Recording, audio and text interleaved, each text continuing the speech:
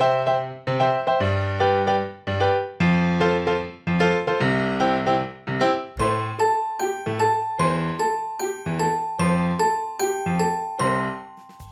everybody, I'm Steve from Number 12 Cider, and here's my business partner Colin. Hey, we're here to talk today about pressing apples. This will be the next level of your development as a cider maker. It's a really important step to making great cider. Why would that be, Colin? Well, many of us as beginning cider makers usually use store-bought juice. If you feel lucky, you might get to an orchard and get some of the fresh pressed juice that they have. But in any of those scenarios, you're not really sure what type of apples go into that juice. So if you want to take the next step, then you want to have control of what apples will go into that. And as we all know, different apples provide different characteristics. And if you want to take that next step and that next level of cider making, you're going to need to press your own apples and control what goes into it. What are the most basic principles here of pressing, Colin? So we have a couple apples here. We'll be pressing these today. Really all we're thinking about is there's juice within this apple. And our goal is, in a very simple sense, is to extract as much of that juice as we can and leave some of the seeds and the pulp and the stem behind, and just take that juice with us to then ferment out into hard cider. And so apples aren't like grapes. You have to grind them up to extract the juice, with very limited exceptions. You can ask me online if you want about that. But basically, you grind the apple up into pea-sized chunks. Why do I say pea-sized chunks? Because if it's larger than that, it'll be hard to extract the juice from the flesh of the apple. And if it's smaller than that, you run the risk of grinding up things you don't necessarily want in your finished product. So as far as grinding goes, it basically is the same wherever you go. You can use a manual grinder where you turn a wheel and grind the apples up, or you can use an electric grinder, which are going to be more expensive, as you can imagine. We brought today an example of probably the most common manual grinder in the United States. It's actually called a Westham grinder. Let me show you that. This is actually pretty heavy. It's stainless, or it's cast iron, and which is heavy. And basically, it's just actually in this case, it's a wooden wheel with teeth mounted on the sides of it. And once you've got your apples ready to be ground, you turn the wooden wheel, and the apples get wedged down in there, and they get ground up into the little bits that you're looking for. And they come down through this grinder and out this chute into your bucket or your press, as the case may be. This particular one is designed to be mounted on a table with some clamps, and it works well that way. I've used it this one in my garage many times, but it's a lot of work. So if you have a lot of apples, you might want to think of upping your game on grinding, okay? So that is a good example of a grinder. Let's talk maybe a little bit about the press concepts, Colin. Sure. Yeah, go ahead, Steve. The kind of presses that are most common in the home setting are something we call a cylinder press. We've got a small one here that Colin will explain, and a big one here that I'll explain. And we've got something called a rack and cloth press, which we'll use today. We'll demonstrate on that. So maybe you want to explain a little bit how that cylinder press works. Yeah, so this is a very simple cylinder press, the cylinder being the bucket we have here. This is a stainless steel. If I just take this out for a second, you'll see there's an insert in here, a stainless steel perforated insert. So we would take the ground up apple pomace that Steve described in the grinder scenario, and we would just pour it into the bottom of this, basically fill up the chamber or the cylinder, and then we have this screw top, which would very slowly exert pressure as it gets further down on top of the apple pulp. And then you'd have the juice seeping through the perforated insert and then coming out your chute. And then that can go into your carboy, that can go into your glass if you want, however you want to handle it. This is something you could have in your kitchen tabletop. It's not the easiest thing to use. The yield on this is not so great. Usually you end up with a lot of juice left behind. But it is an option for a very simple, I'm going to press maybe a bushel of apples. And then on a little bit larger scale, this is a larger basket or cylinder press, really made for the small orchard setting. This one actually has wooden slats that have pretty big gaps in it, unlike the perforated stainless steel that Colin just showed you. And in this case, we would line the outer perimeter of this press with cloth. Then we would fill it with the ground up apples. And just like the press that Colin was demonstrating, we would take this top screw and turn it around until we're pressing the ground up apples. Then they would seep out the sides of this cylinder and pour through the hole in the front of that tray. These work pretty good. I'll say to you that the cylinder presses, the bigger you get, the less yield you're going to get, because the mass of ground up apples it gets too big, and it actually takes a fair amount of force to extract the juice from apples. Approximately 40 pounds of apples is a bushel. And when we press apples, we expect about 3 gallons a bushel. On a good day. That sounds right. Yep. If we get 3 gallons a bushel, we're pretty happy. We use that measure before we start pressing to decide how much capacity we need for the juice when we're done pressing. And occasionally we have apples that are drier and they don't give us a full 3 gallons a bushel, and occasionally we have apples that are juicier and they give us more. But that's about what we expect. All right, so maybe we should proceed on to grinding some apples. Colin, what do you think? Let's do it. I'm ready. Okay, so we got some apples here, and what you do is you spray them off. Give them a good thorough spraying with water. You're not trying to sanitize them, you're just trying to clean all the dirt and gunk off that might be on them from the orchard. And then we're gonna sort through the apples and pick out ones that might be bad for the press. Remember that ugly apples, we love ugly apples. We love ugly apples. So now maybe we'll go through and show you maybe the difference between ugly apples and bad apples, okay? So we got a bushel box here. Colin, you got a couple here that have, clearly the skin's been broken. Maybe some squirrel was munching on them. What do you have to say about that? So a couple things. First of all, these are not dessert apples. And as cider makers, we're not interested in how they look. We're interested in what the juice inside of them is going to do for us.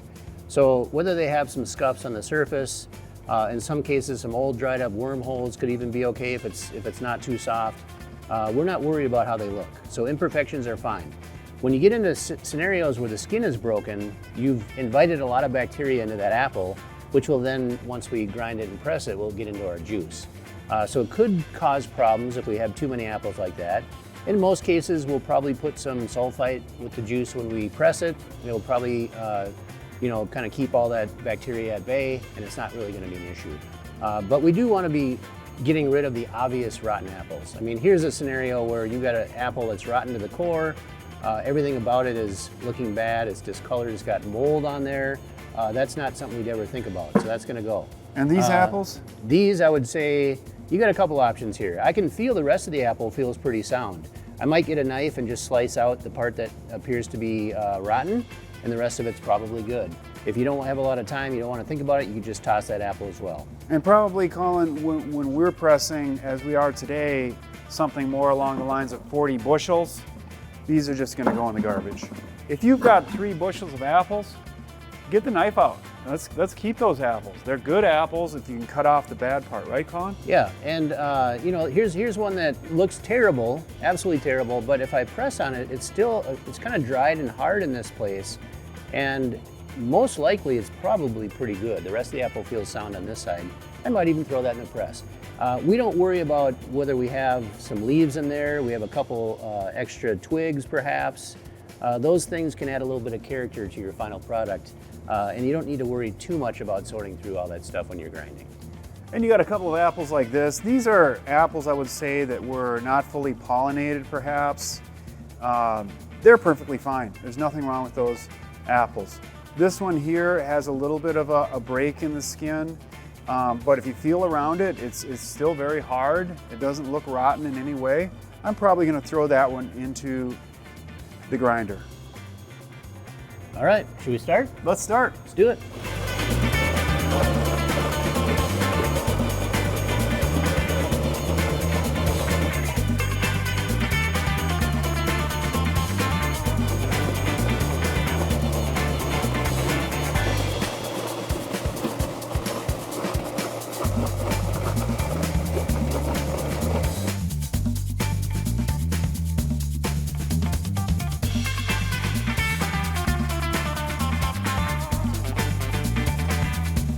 Okay, so now we are loading our rack and cloth press with the apple pumice that we ground up.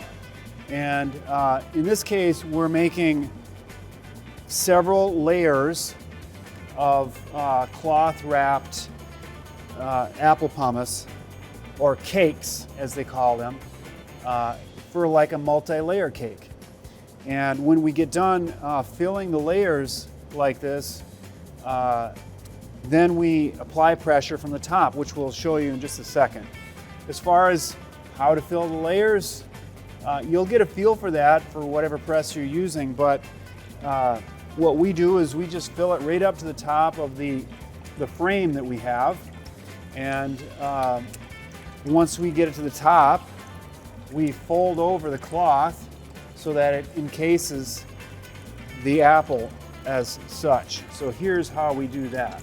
So a couple observations, Steve. It looks like you weren't too careful about that process. You didn't make sure it was exactly flat. A couple of the corners are a little bit, there's some gaps in there. You're okay with all that? Yeah, I'm okay with all that because the next step here, I'm going to take this off. This is called a form. And Colin, you're going to put a rack on there. And you can see the rack has ridges, parallel ridges, and that's obviously it makes for the juice flow. Once it starts squeezing, it can flow more easily out of there. I'm just making sure it's level and it's basically intact with the level below it. Now we're ready for the next form. And the most important thing here is you have it fairly straight. If you have it crooked, it can squeeze out one side or another, or create some difficulty with the pressing process. So as you can see, we're just making another layer. We make several layers up. I will tell you, we made these presses. They're really cool and very functional. The kind of cloth to use, how many layers to use, the structure of this frame are all things that you want to learn if you want to make your own press. A place that's a really good resource, that was for me, is a book called The New Cider Maker's Handbook by an author named Claude Jolicoeur out of Canada. It's a fantastic book, right? It's a great book, not only for, if you are serious about designing your own press and building something like this for your backyard, he has designs and specifics on how to do that. Not to mention, it's just a great all-around resource for cider making. So the whole process, including press making, is all encapsulated in that. So you notice when I just put that one layer on, there's a significant amount of free flow of juice here. But a fair amount of the juice just wants to come out of the apple flesh if you've ground it to the right consistency. So let's talk about the actual exertion of force. Once we build this up to the top layer that we're going to use, we put a large, heavy piece of wood on top of the entire stack, and I'll show you that right here. We have a second press that is all ready and actually activated. In this case, we used 2 thick layers of red oak on the top, and we use this press is designed to manage the load of a 12-ton bottle jack. That's what we have here, is a 12-ton bottle jack. Once we get this all set up and we put the bottle jack in place, then all we have to do is exert pressure with the bottle jack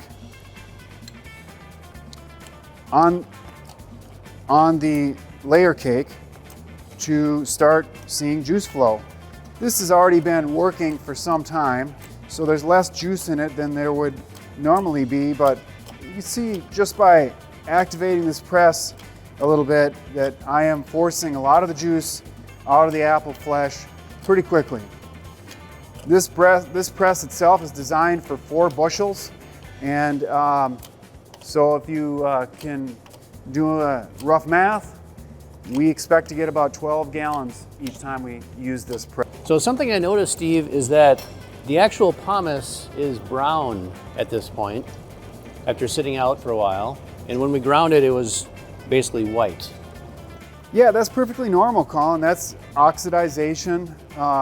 Sometimes, you know, the more brown it is, the more it suggests that there might be some tannin in that apple. I'm not sure if that's true or not, but it's perfectly fine for the apple pomace to brown up, perfectly normal.